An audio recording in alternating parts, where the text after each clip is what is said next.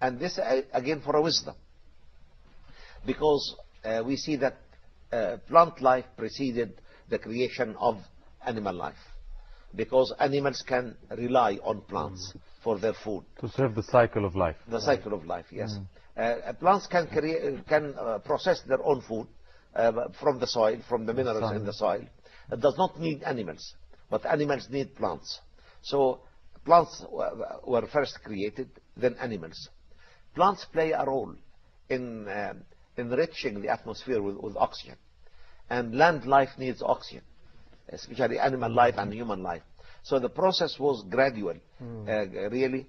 And I repeat again, Allah subhanahu wa ta'ala is capable of ordering things be and it will be, yet He has created things in stages so that we as human beings can perceive the process of creation, can understand the laws of creation, and can apply these laws for bettering life on the surface of that planet. Also, Doctor, this graduity also matches with the verse in the Quran, إِنِّي جَعَلٌ فِي الْأَرْضِ خَلِيفَةً. That means that the earth was there before the human being. Yes. And it goes... Yes, indeed. Yes, yes. indeed. Yes, indeed. Allah. So, this graduality is for a wisdom.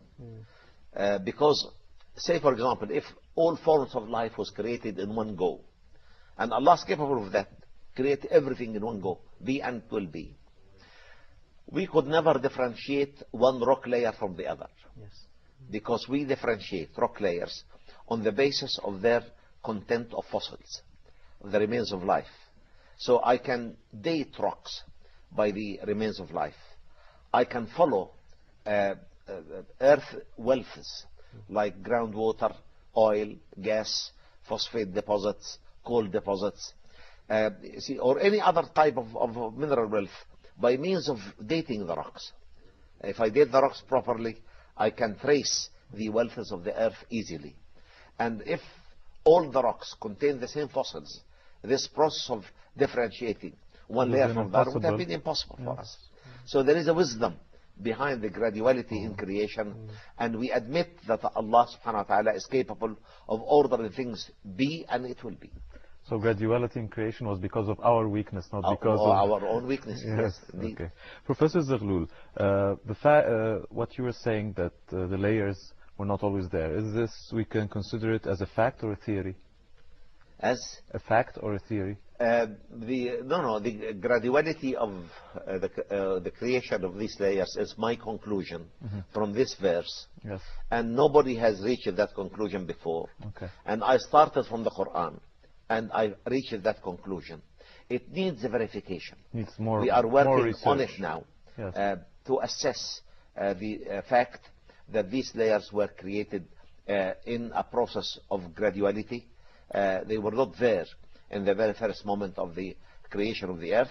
And as Fuad justifiably said, if we can study the rocks of the earth and see the impact of these cosmic radiations, which will be there, because nothing happens without leaving a record behind. Yes. You see, every single earthquake, every single volcanic eruption, every single mountain building movement is recorded in the rocks of the earth and can be easily read by geologists. Yes. And that's why I'm saying that for this verse, I start from the Quran and I reach that conclusion. And this conclusion needs experimental verification by studying whether in older rocks we had more impact of cosmic radiations or not, to prove that these layers were there or not. So sometimes you start from the conclusions and sometimes you start from the Quran. And really I use this to testify to people that we as Muslims, believing in the Holy Quran being the word of the Creator subhanahu wa ta'ala in its divine purity, everything in it is correct. We could have started from the Quran and reached more basic scientific conclusions before any other body else. Yes, subhanAllah. But with the creation, obscuring the night and the layers, how do they come in? Obscuring I said that the two signs of day and night is the light. The sign of the day is the radiation of the sun that is reflected on the molecules of condensed air in the lower atmosphere, on water vapor molecules in the lower atmosphere, on small solid debris in the lower atmosphere. And as they are reflected several times, you see they are mixed together to give this beautiful white light of the day. The Quran distinguishes between reflected light and transmitted light. You see, الذي جعل لك الشمس ضياء والقمر نورا.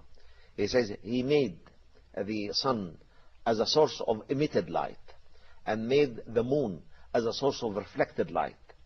And actually in English you cannot find this differentiation. Yes. All is light, light. you see. Yeah, All is there's only light. one word. You see, Yeah. and persistently the Quran separates and distinguishes between emitted light and reflected light. Emitted light from a source of energy that's emitting magnetic waves, electromagnetic waves, that's emitting electromagnetic waves, and the reflected light, when these waves fall onto a solid dark body, they are reflected as white light. Because as these electromagnetic waves are radiating from the sun, most of them are invisible. You cannot see them. Radio waves are not seen. X-rays are not seen. Gamma rays are not seen. So there is only a small belt of the electromagnetic wave that can be seen, called visible light. And this visible light is emitted from the sun at different wavelengths. And these different wavelengths cannot be seen clearly as we see it in the daylight, because of the multiple reflection on these particles, the gas molecules, the water vapor, and the solid particles. It gets mingled together to give you this beautiful white light of the day. And that's why you have an experiment where you can put the 7 colors of the spectrum on a ring, and if you speed it quickly, it will give you white light. White light, subhanallah. Subhanallah. We are amazed at this, and we hope that we react in the way that Allah subhanahu wa ta'ala wants us to react. Inshallah. Sadly, you have come to the end of this episode. Till the next episode, thank you, Professor Zaghloul. Thank you, Brother Fuad Mustafa. Thank you, dear viewers. Assalamu alaikum wa rahmatullahi wa barakatuh.